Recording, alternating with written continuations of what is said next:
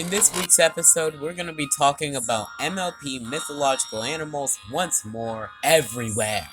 We're also going to ask the question, are unicorns OP? And what if non-Pegasi could reach Cloudsdale? So let's take a look at the agenda for today. This is our agenda for Monday, April 14th, episode 42. And this week's episode was Hearts and Hooves Day. So let's summarize it before we get into anything. Hearts and Hooves Day is the 43rd episode of Friendship is Magic. In this episode, the Cutie Mark Crusaders try to play matchmaker Tinder for Cheerilee and Big Macintosh, believing they would make the perfect couple. However, their plan goes hilariously wrong when they use a love potion, more like love poison, that causes the two to become obsessively infatuated with each other. Well, now let's get to the topic. Now we've had myth creature. Yes, I'm doing this series again. Let's date it back to 1.5, where we find Griffin the Brush Off, which introduces Gilda, a griffin, an old friend of Rainbow Dash. Griffins are one of the many mythological creatures in My Little Pony, blending the features of an eagle and a lion. We've seen many other mythological beings, like hydras, in the 15th episode. Season 1, episode 7 brings more. Actually, one more. The Dragons of Dragonshy. This episode followed Fluttershy and the rest of the main 6 as they embark on a mission to convince a sleeping dragon to leave its cave, since its snoring is covering Ponyville in smoke. It's an early example of how dragons are portrayed in the series: powerful, territorial, and deeply tied to their ancient instincts. We learned that the dragons actually had a fucking government structure, including Dragon Lord, who rules over them. Despite this, many dragons act independently, relying on their primal nature rather than organized leadership. Manticores make their first appearance in Friendship is Magic, even earlier, episode 2, when the main 6 encounter one in the Everfree Forest. They are fierce and misunderstood creatures. Again, in Friendship is Magic Part 2, we meet Stephen Magnet, a fabulous and dramatic sea serpent who lives in the Everfree Forest River. When the main 6 encounter him, he is distraught because Nightmare Moon cut off part of his mustache, leaving him in emotional turmoil. This scene is a great example of how My Little Pony blends these creatures with humor and heart. And this is because Rarity ultimately solves the problem by sacrificing part of her own tail to restore his mustache. It did go back. It demonstrated generosity, and it was one of the elements of harmony. You're gonna hear Slice of Life a lot in this episode. We learned he has a history with Cranky Doodle Donkey in this season 5 episode. You could say the myth horses in the very first episode, but unicorns and Pegasi would be considered cheating as ponies. It's My Little Pony, and that should not count. Now, Parasprites. I'm not sure if they're really mythical creatures. But they're found in episode 10, Swarm of the Century. They start off as harmless, cute creatures, but in their insatiable hunger and rapid multiplication, they turn into a disaster for Ponyville. I mean, even if they're so cute, you leave them in a room for 8 hours and they've got an earth pony down in their mouth. Like, geez, how hungry can they be? Are there any more instances in season 1? Yes. The cockatrice from Stairmaster, the phoenix from A Bird in the Hoof, the Ursa Minor and the Ursa Major from Ghostbusters, and in season 2, Wendigos from Hearthwarming Eve.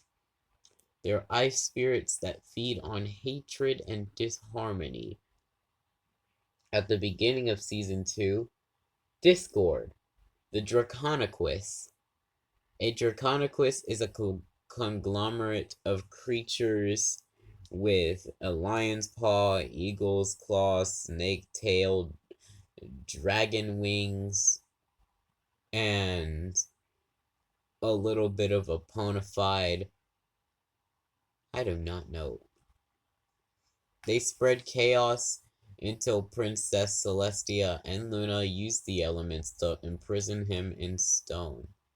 He did make a recovery in Keep Calm and Flutter On, and becomes a stick to the status quo friend sometimes. I don't know. Changelings from A Canterlot Wedding, Cerberus from It's About Time, Minotaur from Putting Your Huff Down.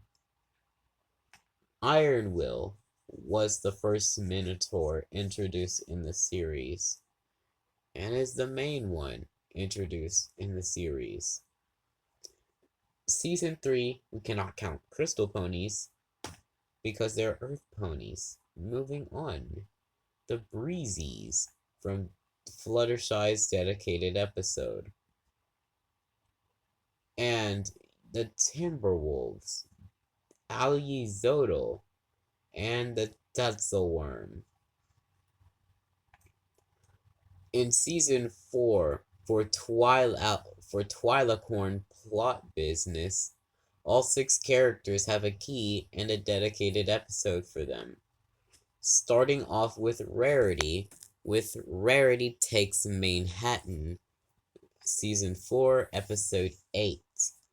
In this episode, Rarity competes in a fashion show in Manhattan, only to be deceived by Suri Polymere, who steals her designs.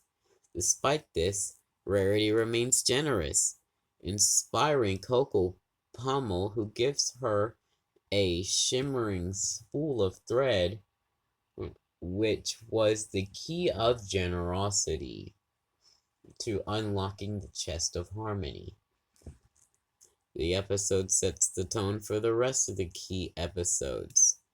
The second key episode being Pinkie Pride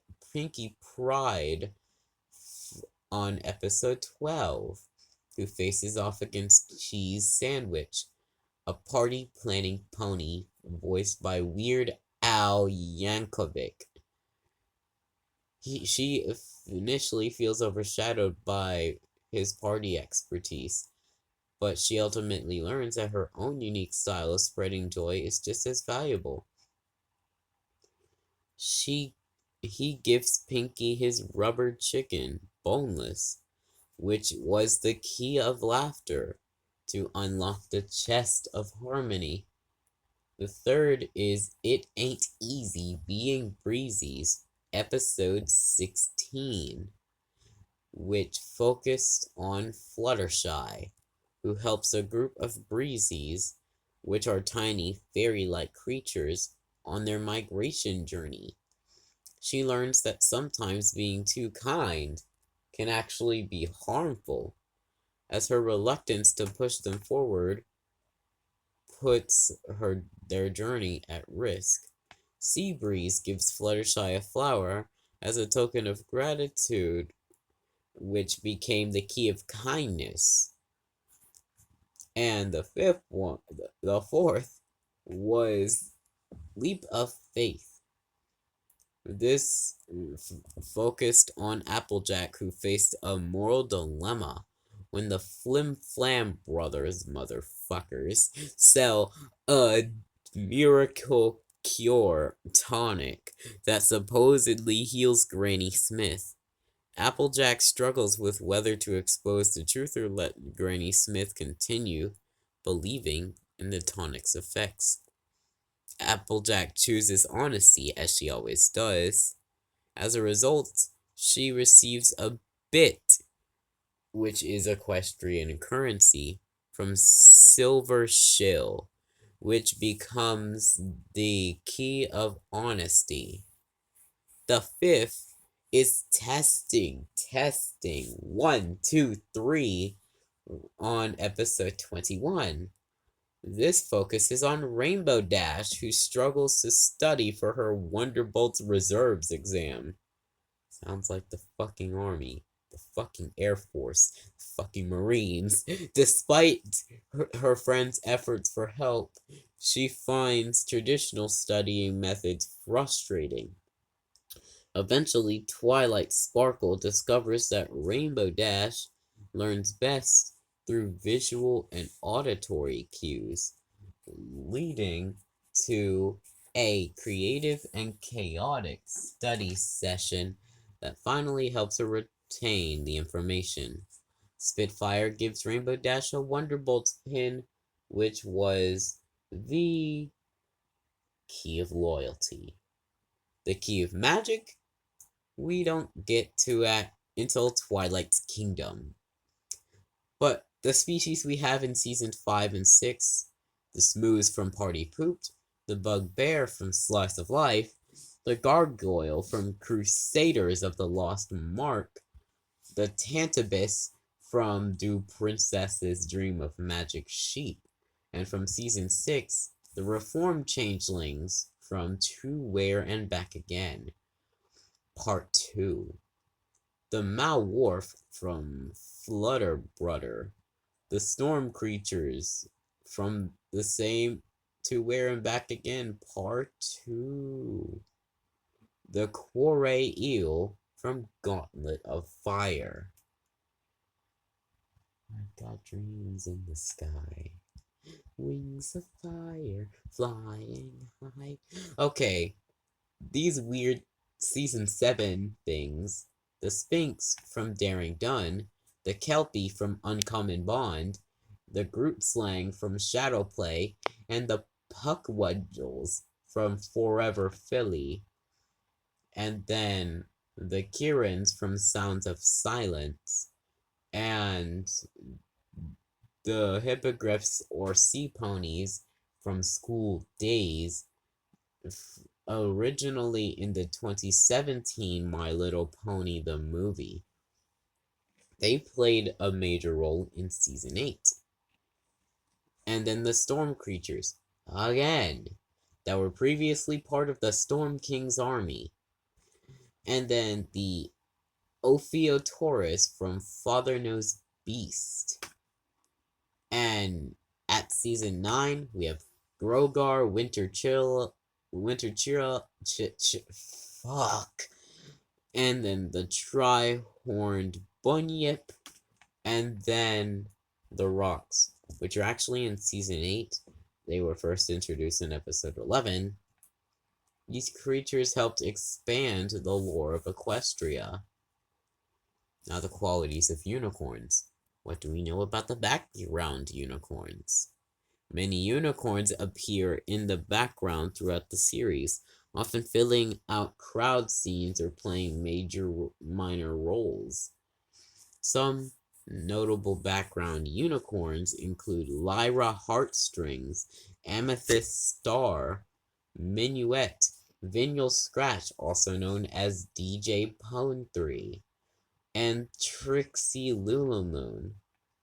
Unicorn magic is visually represented by colored auras, which match their coat or eye color.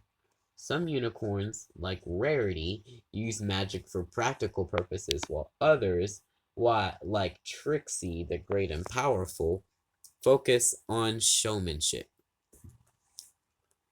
There were background ponies that were so beloved they came onto episodes, like Derpy, a Pegasus, Lyra, a unicorn, and DJ Pone 3 and Bon Bon. And then the question, are unicorns OP? Determines on which unicorn you are talking about. And then we have, there's no tribe better than the other two. That's the answer. Now, if an old earth pony were seen wandering around Cloudsdale, that would raise some eyebrows. Since Cloudsdale is a city built entirely on fucking clouds, only Pegasi and other flying creatures can naturally walk on its surfaces. Without magic or flight, an earth pony would plummet straight through the clouds. That said, there have been instances where non-Pegasi had reached Cloudsdale. Twilight's cloud walking spell allowed Rarity and the others to stand on clouds, so they could see Rainbow Dash in Sonic Rainbow. Pinkie Pie used balloons to reach Cloudsdale in Season 6's Pony Point of View, which is what PPOV means. And since Fluttershy had weak flying skills, she fell to the ground. In Fluttershy's flashback from the Cutie Mark Chronicles, they would need some magical assistance. An Earth Pony in Cloudsdale has to have a unicorn helping them, with the help of a cloud walking spell, usually. And that would be it for this MLP Monday.